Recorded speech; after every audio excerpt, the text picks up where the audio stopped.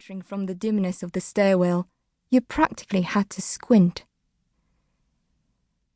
Oh, it's warm! It's pretty! My daughter, who was about to turn 3, gave a shout the first time she was bathed in the room's light. Isn't it cozy? The sun's great, isn't it? She ran around the dining kitchen as she answered with a touch of pride. Yes! Didn't you know that, Mummy?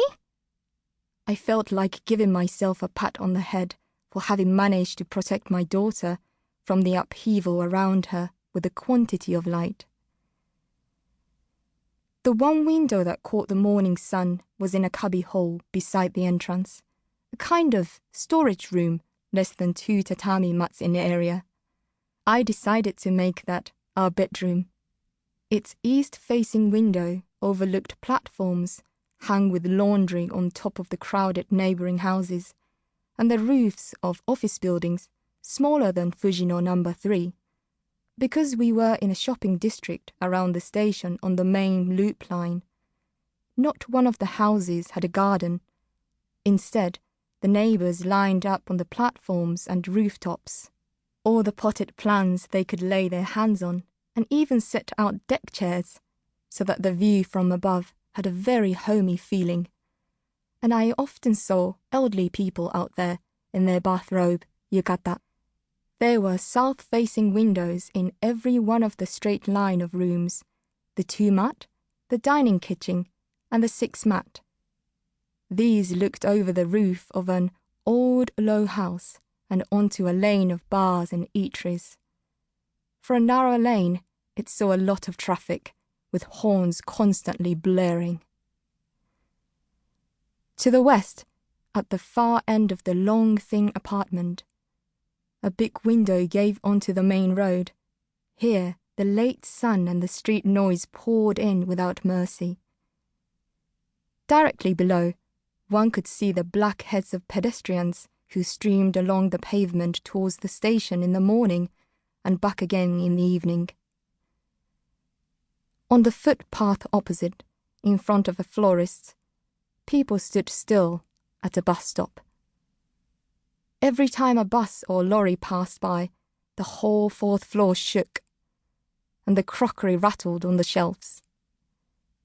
The building where I'd set up house with my daughter was on a 3-way intersection, 4-way counting the lane to the south.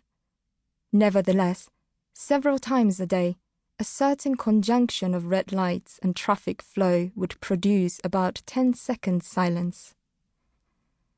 I always noticed it a split second before the signals changed, and the waiting cars all revved impatiently at once. To the left of this western window were just visible the trees of a wood that belonged to a large traditional garden, the site of a former daimyo's manor. That glimpse of greenery was precious to me. It was the centerpiece of the view from the window. That? Why? That's the Bois de Boulogne, I answered whenever a visitor asked. The name of the wood on the outskirts of Paris had stuck in my mind. Like Bremen or Flanders.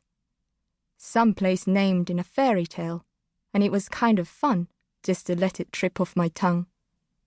Along the northern wall of the dining kitchen were a cupboard, the toilet, and the stairs to the roof. The toilet had its own window, with a view of the station and the trains. That little window was my daughter's favourite.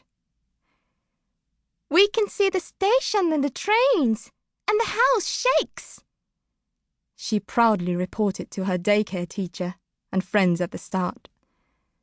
But she quickly came down with a fever brought on by the move and spent nearly a week in bed. While I was at work, I left her with my mother, who lived alone not far away. My job, at a library attached to a radio station, was to archive broadcast-related documents and tapes and issue them on loan. At the end of the day, I stopped by my mother's and stayed with my daughter till past 9, then returned alone to the building. My husband would no doubt have helped out if I'd contacted him, but I didn't want to rely.